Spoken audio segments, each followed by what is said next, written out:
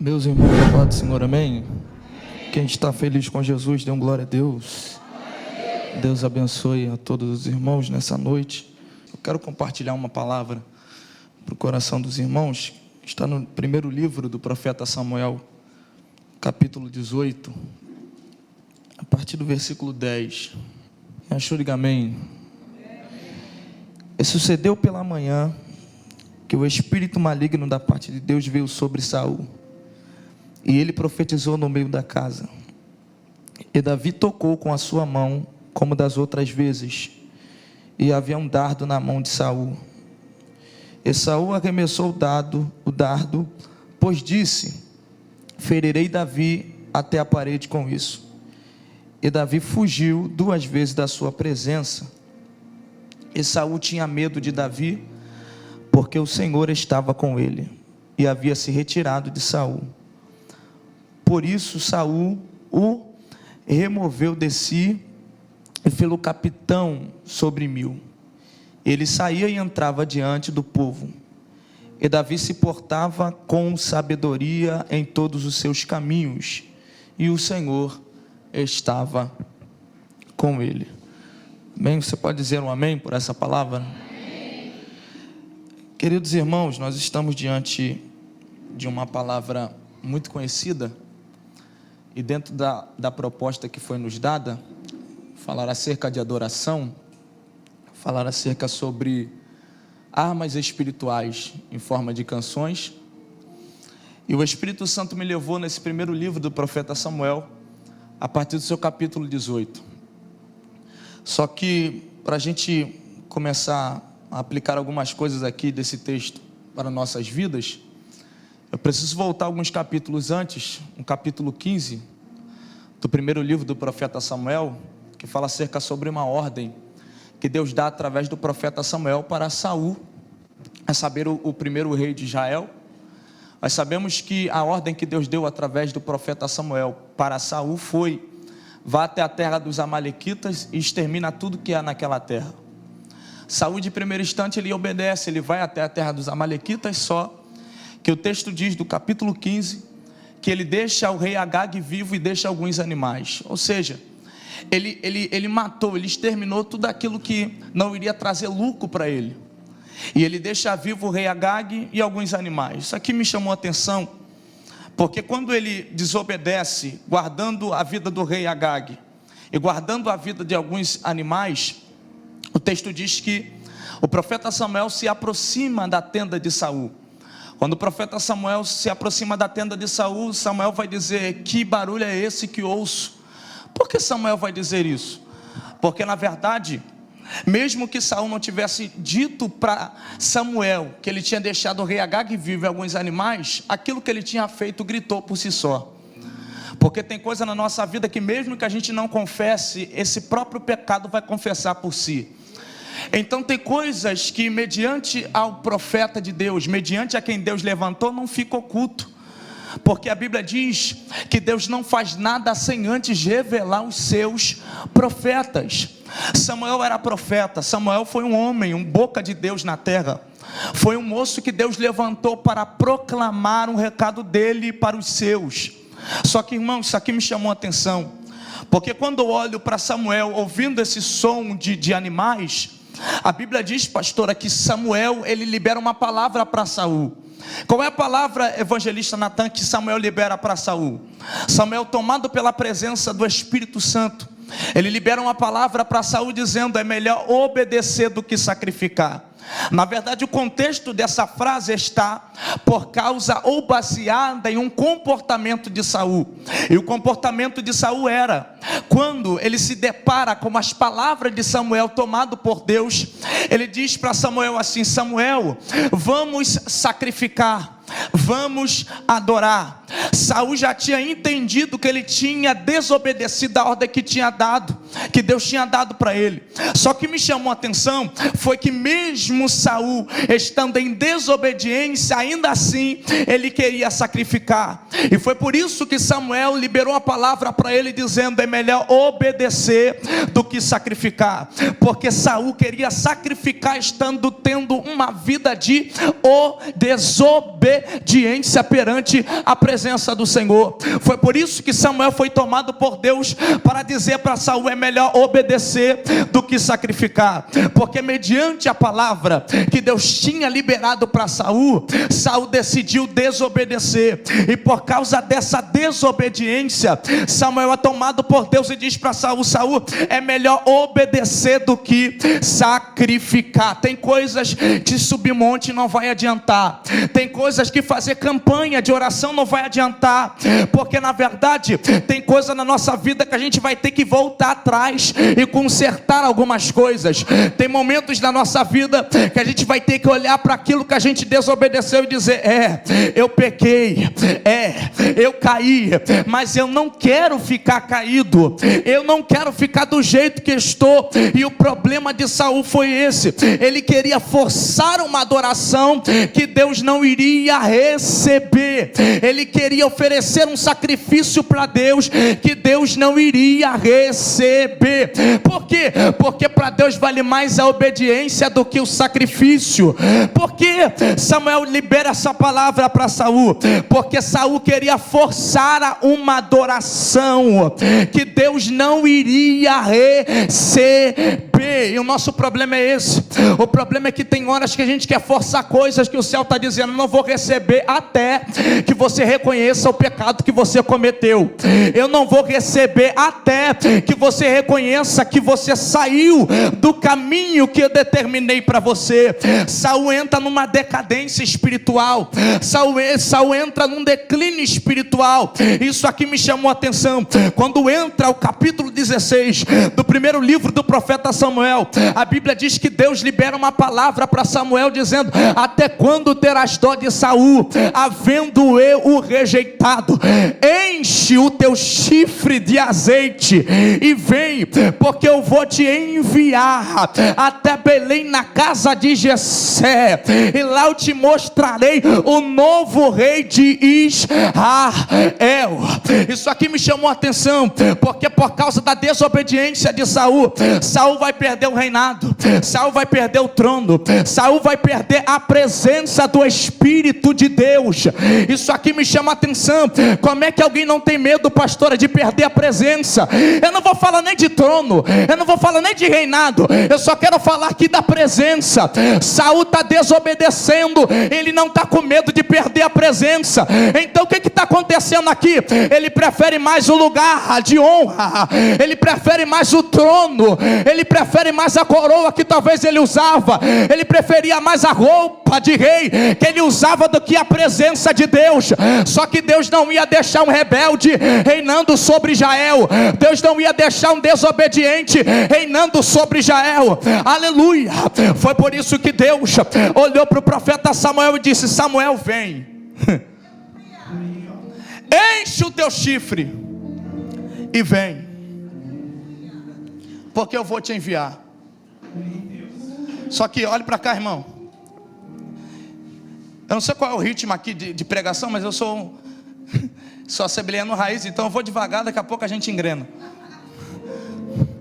Olha só, Deus olha para Samuel e diz assim: Samuel, enche o teu chifre de azeite e vem, porque eu vou te enviar.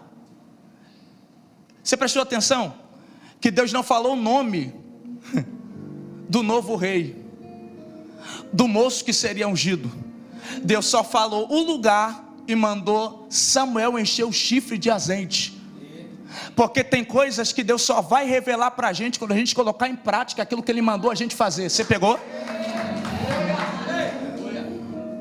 Então não é só ouvir o que Deus fala, não é só ouvir o que Deus quer que eu faça, eu preciso colocar em prática. Porque uma coisa é ouvir, outra coisa é eu colocar em prática aquilo que eu ouvi. Aí a Bíblia diz no livro de Mateus capítulo 7, versículo 24, isso aqui é lindo, porque Jesus, ele faz duas comparações. Quantas comparações? Duas comparações.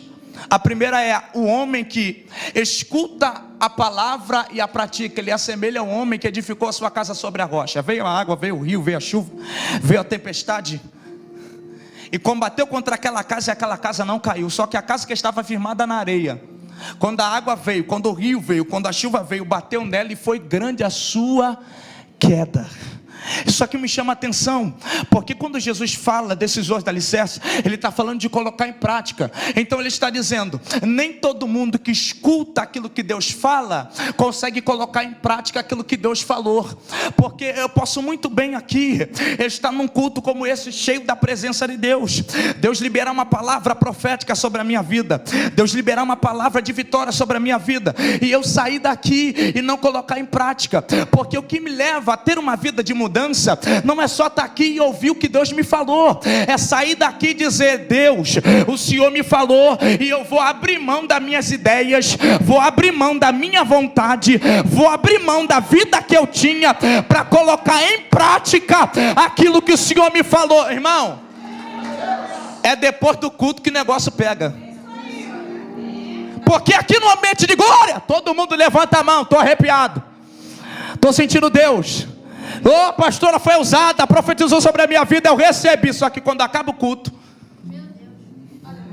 é que você se depara com a tua realidade lá dentro da tua casa, onde teu pai não é crente, onde a tua mãe não é crente, onde teus irmãos não são crentes, onde o ambiente está tomado por uma maldição hereditária, e você tem que chegar lá e pegar essa profecia que foi liberada aqui dentro e dizer para o diabo, não vai acontecer, não, eu vou pegar essa palavra profética que Deus liberou sobre a minha vida lá no culto, e vou colocar em prática ela dentro da minha casa, e vou olhar para o diabo, vou olhar para a depressão, vou olhar para o síndrome do pânico, vou olhar para a ansiedade e dizer para ela, Deus já liberou. Então o que eu tenho que fazer? Eu tenho que dar ordem para aquilo que eu estou vendo dentro da minha casa sair, porque Deus já liberou a palavra.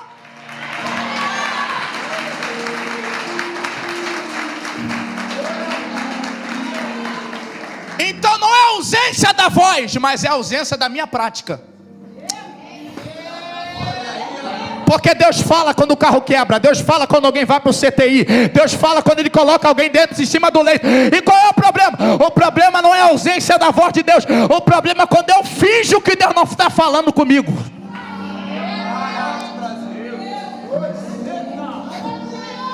Estou sentindo algo de Deus aqui dentro.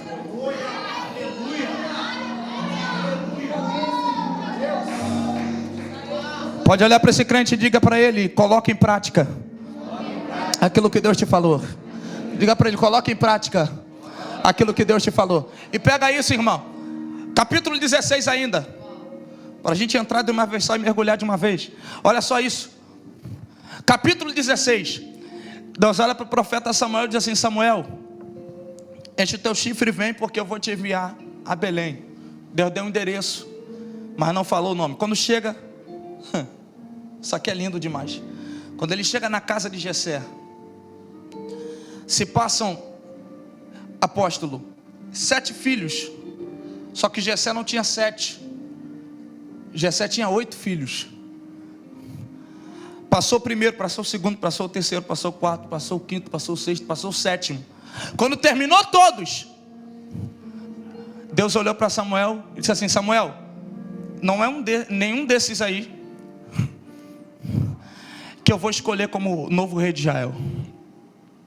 Aí Samuel diz assim, acabaram-se os mancebos? Isso aqui me chamou a atenção, porque parece que o Espírito Santo foi lá no ouvidinho do profeta Samuel e disse assim, Samuel, ainda tem alguém. Porque Deus não erra, irmão. Se Deus falou que é ali, é ali. Eu não sei quem vai pegar isso. Samuel não poderia voltar sem antes. E mesmo que aparentemente o novo rei de Israel, o moço que seria ungido como novo rei, não estivesse ali na casa, ele teria que vasculhar.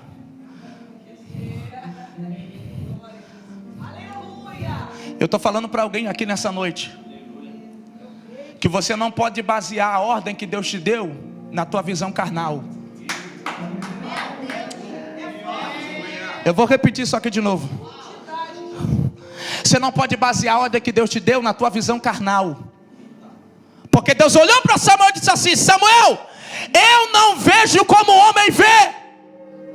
Porque o homem vê o que está do lado de fora, mas eu contemplo o coração. Conheço o interior. Teme Kamala se anda. Eu conheço lá dentro. E já que eu vou colocar alguém novo, não pode ter o mesmo coração de Saul.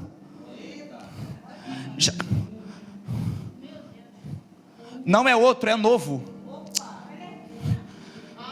Se é novo, não tem semelhança com o que estava. Você pegou?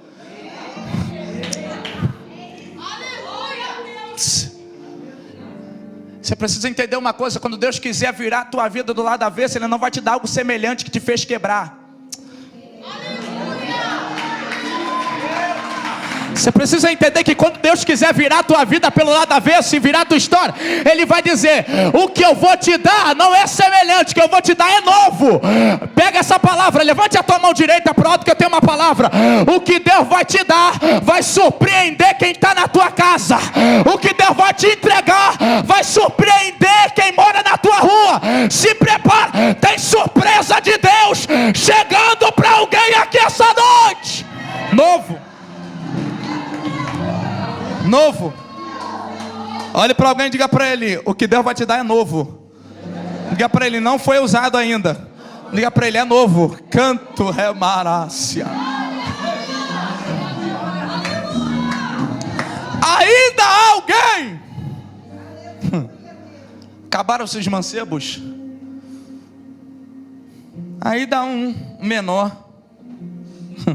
Está onde? Cuidando das ovelhas malhadas. Ovelhas aparentemente desprezadas. Ovelhas aparentemente que ninguém queria cuidar. Mas Davi, ninguém via, tá? Mas Davi, enquanto lá estava cuidando das ovelhas malhadas, das ovelhas que ninguém aparentemente queria cuidar, ele estava tendo experiências.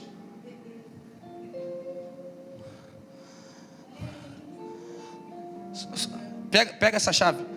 Quando Samuel pisa, passa os 7, e ele pergunta: acabaram-se os mancebos? Davi não tinha chegado.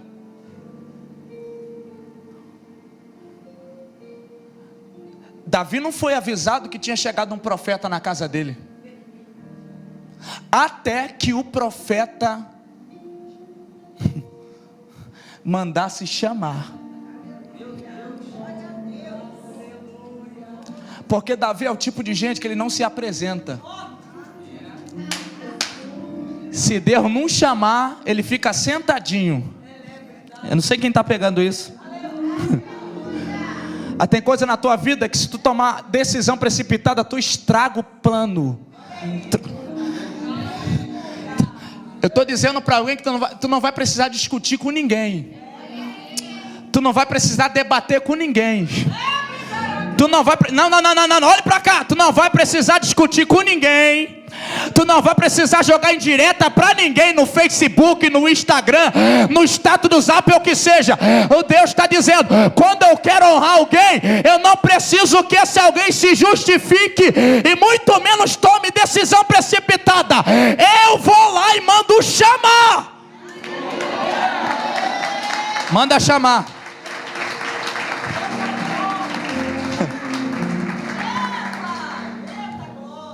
Só que eu estou falando de um moço que era segundo o coração de Deus, sim ou não?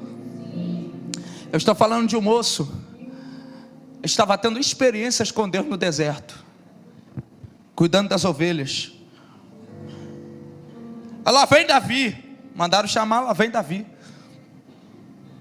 Quando ele chega, quem estuda a Bíblia aqui vai pegar isso muito rápido. Quando ele chega,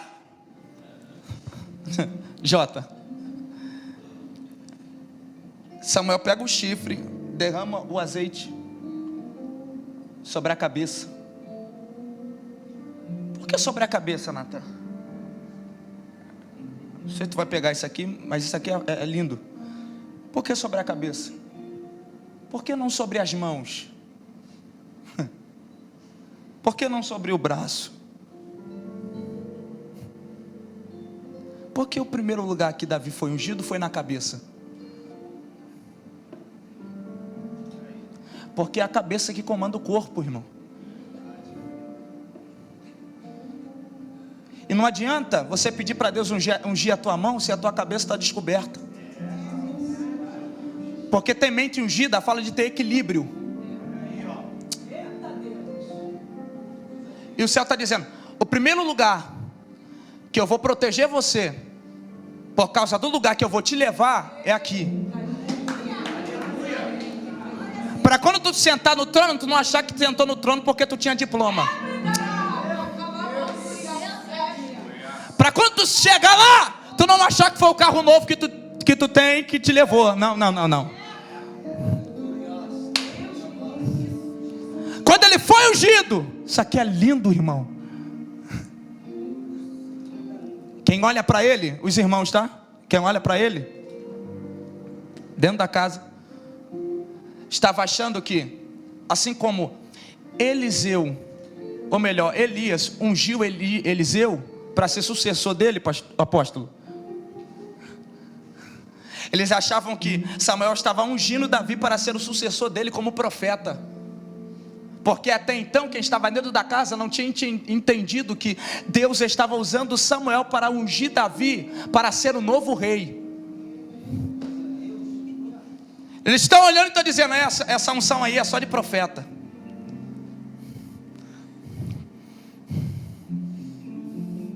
Essa unção que Davi está recebendo é a unção de profeta. Ele vai suceder Samuel, ele vai se tornar um profeta. Porque quem olhava para a história de Davi nunca achou que Davi seria um rei. Quem olhava para a realidade de Davi nunca achou que Davi iria chegar no lugar que chegou.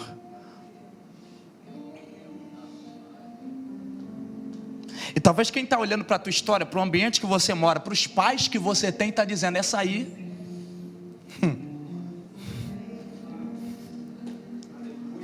Irmão, você não tem noção da história que Deus faz, ou da transformação que Deus faz na vida de alguém que decide se entregar por inteiro para Deus. A tua mãe não pode servir a Deus, o teu pai não pode servir a Deus, os teus irmãos não podem servir a Deus, mas se você lá dentro decidir, se prepara que através da tua vida vai descer um negócio sobre a tua casa, vai acontecer algo dentro dela que nunca aconteceu, nunca foi visto. Uma chave aconteceu aqui dentro da casa. Qual foi a chave, Natan? Samuel libera a palavra, dizendo: ninguém se assenta à mesa até. Ele não está falando que só Davi vai comer do alimento que está em cima da mesa. Ele está falando: ninguém se assenta até. Então ele está dizendo que os irmãos não estão ausentes da mesa. Mas ele está falando: vocês vão até sentar, mas só vão sentar quando ele chegar. Porque para com isso, irmão, de querer excluir pessoas só porque você decidiu ser escolhido, só porque Deus decidiu te escolher, só porque Deus decidiu te honrar. E tem muita gente assim, que quando a honra chega, ele quer humilhar fulano, quer humilhar ciclano. A mesma mesa que Davi sentou, os irmãos dele também iam sentar e ia comer. Você está pegando? Você está pegando? Você está pegando que quando Deus te honrar não é para pisar em ninguém, é para olhar para alguém e dizer: senta aqui também. Comantia, plemacia andará. Come aqui também. Ninguém vai se assentar à mesa até que Davi chegue. A história de Davi começa a se desenrolar. Capítulo 17, a gente é conhecedor que ele mata o gigante por nome de Golias. E Davi não chama Golias de Golias, ele chama de Golias incircunciso. Como quem está dizendo, ele é um sem aliança. Só que quando ele vai para o vale, por mando de Jessé, seu pai, para levar alimento para os seus irmãos e ver como seus irmãos estão, e depois trazer a notícia para o seu pai Jessé, a Bíblia diz que ele se depara com essa situação, porque Golias já está há 40 dias, quantos dias? 40 dias, afrontando o povo. Só que eu não achei ainda, pastora, na Bíblia, Golias matando um homem sequer. Só que a Bíblia diz que quando Golias gritava e afrontava o povo, a Bíblia diz que o povo recuou. Então, o povo estava vivendo por um período de espanto, somente com o grito do gigante. O gigante gritava, o povo recuava. O gigante gritava, o povo recuava. Só que quando Davi se depara com essa afronta, ele fica inconformado, irmão. Porque ele libera uma palavra dizendo: quem é este incircunciso para afrontar o exército do Deus vivo? Se o exército é do Deus vivo, por que eles recuam quando o gigante grita? Então quer dizer que o exército tinha nome de Deus, carregava o nome do Deus vivo, mas não utilizava a força que o Deus vivo.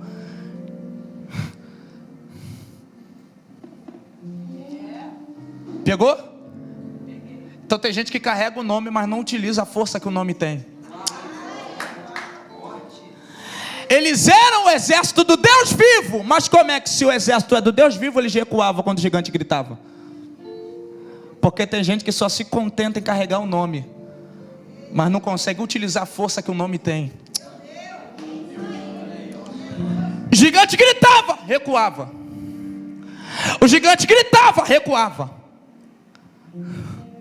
Aí ele fica inconformado, ele fica incomodado. Ele diz assim: não, eu tenho que fazer alguma coisa. Eu tenho que fazer alguma coisa para poder essa afronta cessar. Eu preciso fazer alguma coisa para que esse Golias pare de afrontar o exército do Deus vivo.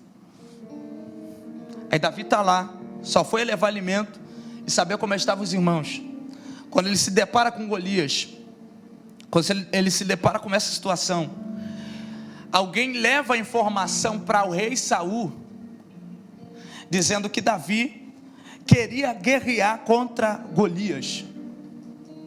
Quando Saul observa, apóstolo, Davi, Saul diz assim: rapaz, você desse tamanho quer enfrentar Golias? Você com essa estatura quer enfrentar gigante? Só que eu disse para você alguns segundos atrás que Davi era um homem segundo o coração de Deus, sim ou não? Sim. Davi era um homem escolhido por Deus, sim ou não? Sim. Só que, irmão, quando Saul ficar sabendo que Davi queria enfrentar Golias, ele diz assim: você não vai conseguir, rapaz. Quando Saul diz isso, irmão, Davi levanta a voz e diz assim: olha, eu estava apacentando as ovelhas do meu pai, de repente vem um urso e eu matei. Eu também estava apacentando as ovelhas do meu pai e veio um leão e eu matei. Davi estava contando aqui as experiências que ele teve com Deus no secreto. Ele diz assim: esse mesmo Deus que me livrou do urso, esse mesmo Deus que me livrou do leão, me livrará da mão desse incircunciso. Sabe o que ele está dizendo aqui? Ele está dizendo que, pelas experiências que ele teve no secreto com Deus, ele conseguiu entender que aquele gigante só seria mais um inimigo que Deus iria derrotar através dele. Só que antes dele matar o gigante, antes dele enfrentar Golias, primeiro ele teve que enfrentar o urso e leão. E o problema é esse. O problema é quando eu não tenho experiência com Deus suficiente para mim poder enfrentar os Golias da vida. Não dá para enfrentar gigante se eu não passar pelo urso e leão primeiro. Urso e leão é treinamento de Deus. Então, se eu não consigo passar no teste, eu não vou conseguir passar na prova.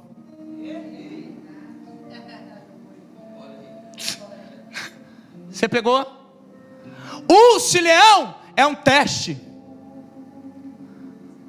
Ele passou no teste e disse assim: rapaz, Deus fez um negócio comigo no secreto. Pode ficar tranquilo. O mesmo Deus que se manifestou contra o leão e contra o urso, Ele também vai me livrar. Ele também vai fazer. Ele também vai destruir, vai me livrar, vai derrotar. Só que Saul pega, isso aqui é lindo, irmão, redobra a tua atenção. Saul pega a armadura dele e coloca em Davi. Quando Saul pega a armadura e coloca em Davi, a Bíblia diz que Davi tentou se locomover, mas não conseguiu. Davi levanta a voz e diz assim: eu não estou conseguindo caminhar com essa armadura. Porque Davi entendeu uma verdade. Davi entendeu que se o mesmo Deus, aleluia, vai livrar ele da mão de Golias, ele não precisa mudar as armas.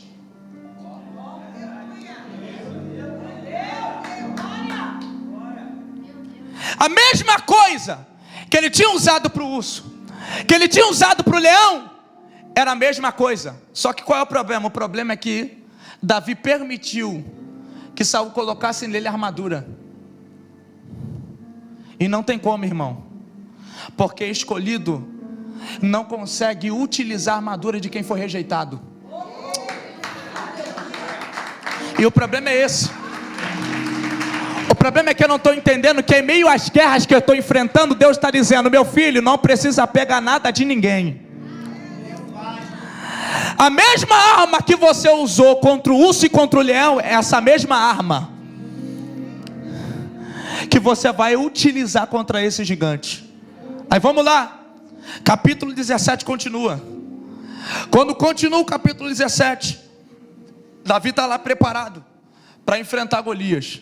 Quando ele se depara com Golias, a Bíblia diz, e Golias libera uma palavra para Davi dizendo: eu sou por acaso um cão, para que você venha a mim com paus e pedras? Porque Saul estava utilizando, Davi estava utilizando as mesmas armas que ele tinha utilizado com o urso e com o leão. Quando ele fica de frente com Golias, Golias não acredita que Davi vai conseguir derrotar ele. Só que pega isso, irmão, quando Davi vai se deparar com Golias, a Bíblia diz que ele desce no riacho ou no ribeiro e pega 5 pedras. E eu queria que você pegasse isso aqui, porque isso aqui é lindo demais. Antes de Davi ir enfrentar Golias, primeiro ele teve que descer. Porque tem gigantes que eu não consigo ter estratégia subindo. Tem gigantes que eu vou derrotar só quando eu entender que antes de eu subir eu preciso descer. Porque quando a gente desce, a gente recebe estratégia. E quando eu falo que Davi desceu no ribeiro, eu estou falando de propósito de oração. Eu estou falando de propósito de busca. Eu estou falando de buscar experiências com Deus. Antes de Davi enfrentar Golias, ele precisou descer. Quando ele desce, ele pega 5 pedras. Aí lá vai Davi com uma funda, girou, arremessou. Quando arremessou, a pedra cravou na testa de Golias. Isso aqui é magnífico. Porque na lógica, pastora, o gigante, ele não deveria ter caído para frente. Na lógica, o gigante deveria ter caído para... Só que a Bíblia diz que ele cai assim, ó, irmão. Ele cai com o rosto em terra. Aí Davi vai lá, depois que o gigante cai, isso aqui vai pegar isso aqui vai num glória muito forte. Quando o gigante cai, ele pega a espada, cortou a cabeça, porque Davi entendeu que tem coisas que se eu não cortar, se levanta de novo.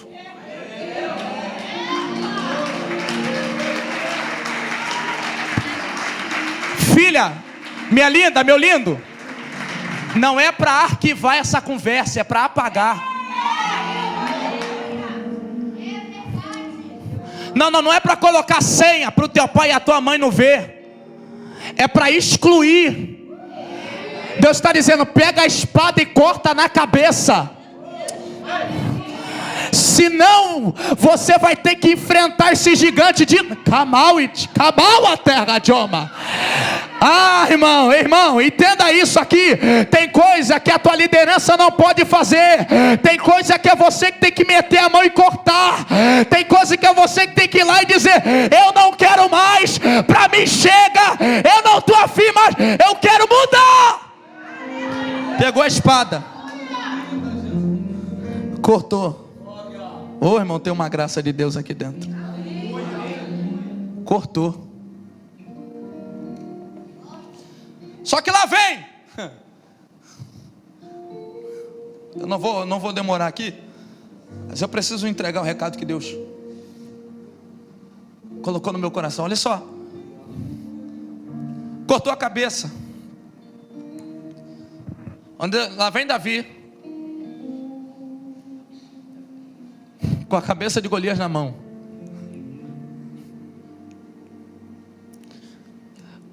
Quando as mulheres, isso aqui é lindo, irmão. Quando as mulheres observam que Davi estava vindo com a cabeça de Golias, tinha derrotado o gigante, tinha acabado com a afronta, as mulheres começam a cantar um cântico. Elas começam a cantar um hino dizendo: Saul matou milhares, mas Davi matou seus 10 milhares. Essa canção, eu não sei o que vai pegar, mas essa canção trouxe revolta para o coração de Saul, ao ponto de Saul abrir a boca e dizer assim: o que falta para ele, senão o trono? Só que Saul não fazia parte dos filisteus, irmãos. Saul fazia parte do mesmo grupo.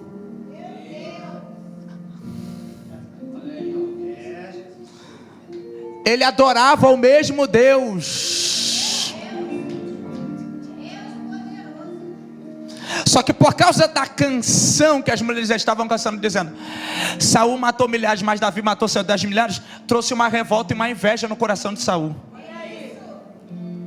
A ponto dele falar: só falta o trono para ele, só falta o reinado para ele. Irmão, só que o texto diz que quando o Espírito de Deus se retirou de Saul, o espírito maligno se apoderava de Saul.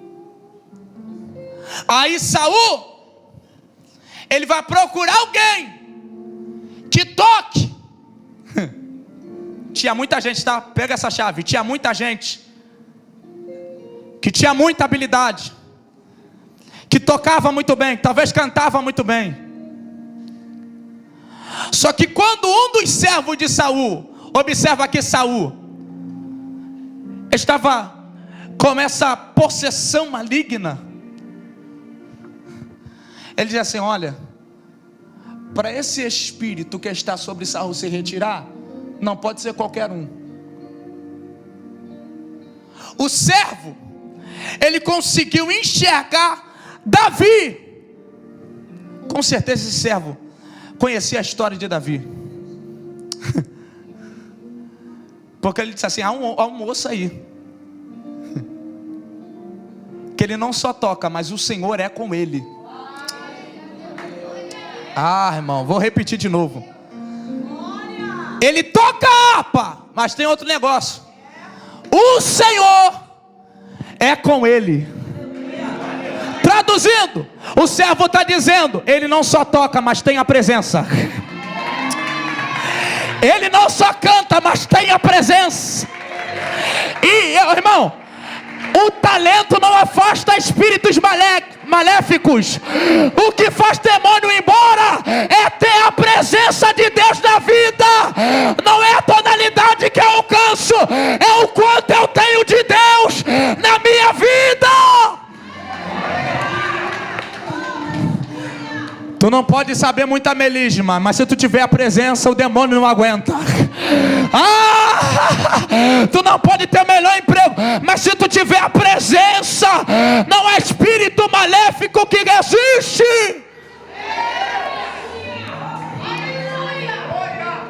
Olha para esse crente que está do teu lado. Estou sentindo Deus aqui, irmão. Olha para esse crente que está do teu lado. Diga para ele: o segredo não é o talento. Diga: o segredo não é o talento, o segredo é a presença. Eu já vi muita gente que não sabe cantar bem, que não sabe pregar bem, que prega gaguejando, mas quando abre a boca, o céu baixa, a glória toma. Oh glória, tem a presença. Ele não só toca bem. Colamarai Jeva Comenterevo Xamawadarabria. O Senhor, oh que coisa boa, gente. O Senhor é com ele. Vamos lá.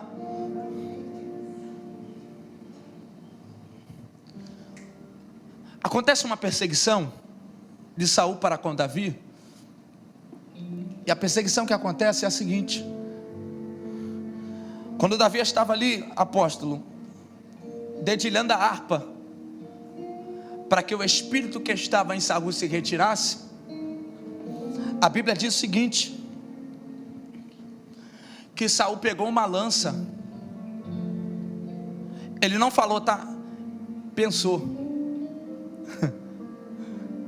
Disse assim: cravarei Davi na parede. Sabe o que o Espírito ministrou no meu coração aqui? 2 gerações na mesma casa. E quando eu falo casa, eu não estou falando do templo. Quando eu falo casa, eu estou falando de século. Quando eu falo casa, estou falando de reino. 2 tipos de gerações. A geração que fica com inveja quando Deus levanta alguém. E a geração que toca a harpa para expulsar os espíritos maléficos que perturbam esse alguém que está com inveja. Você pegou isso? Eu te faço uma pergunta aqui, só para a gente não perder essa chave. Você é daqueles que carrega a lança? Ou você é daqueles que carrega a harpa? Porque tem gente que fica alegre quando alguém vê alguém na prova, mas fica triste quando vê Deus honrando alguém. Você vai ficar murcho porque Deus levou fulano, mas não levou você? Você vai ficar com inveja porque Deus fez na vida de fulano, mas não fez na tua vida? Lança na mão. Saul tocando harpa. Davi tocando harpa, perdão. Saul com lança na mão. Davi tocando harpa. Saul com lança na mão. Davi tocando harpa. Ele estava tocando harpa, deu um encerro. A Bíblia diz que Saul jogou a lança. Aí o texto diz que Davi se desviou dele por 2 vezes. Você não pegou? Vou mais profundo. Davi está vendo Saul arremessando, pastor, a lança nele, mas ele não para de tocar.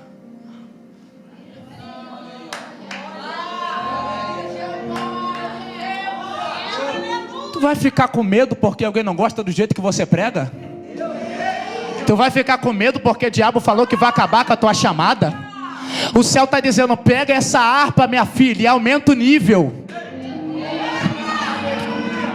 Olhe para esse crente, olhe para ele e diga: em tempo de guerra, é tempo da gente aumentar o nível.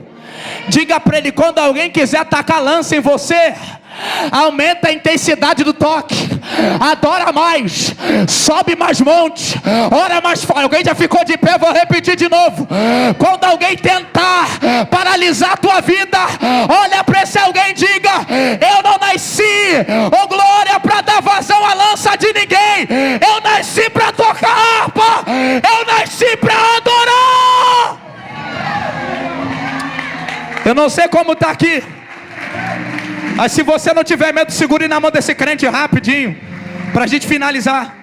Segure na mão desse crente e diga para ele: você não nasceu para ficar com lança na mão. Diga para ele: você nasceu para tocar harpa. Diga para ele: você não nasceu para ficar com lança na mão. Diga: você nasceu para ficar com harpa. Diga para ele: não pendura no salgueiro, toque essa harpa. Toca mais, sai. Toque essa harpa.